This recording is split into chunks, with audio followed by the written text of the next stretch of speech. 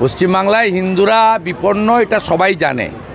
যদি উত্তরপ্রদেশের হিন্দু সনাতনীরা এগিয়ে আসে, নিশ্চিতভাবে এটা একটা ভালো উদ্যোগ যে তারাও পশ্চিমবঙ্গের হিন্দুদের খোঁজ খবর রাখছেন।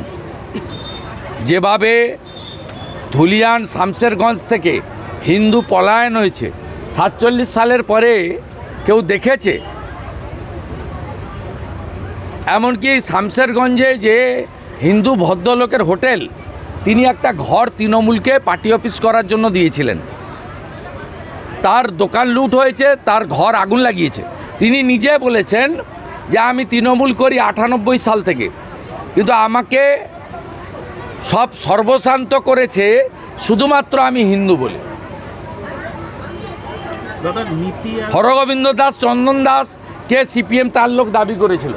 তারাও বলেছে যে আমরা হিন্দু বলেই বাড়ি থেকে ডেকে এনে কুপিয়ে খুন করা হয়েছে। এখানে যে বসে আছেন এই দক্ষিণ কেন্দামারি থেকে 2021 নির্বাচনের 2 তারিখের সন্ধ্যার পর থেকে 2রা মে 3 তারিখে সকালবেলা কি হয়নি শুধু বলুন, এখানে কি হয়নি এখানে বলুন।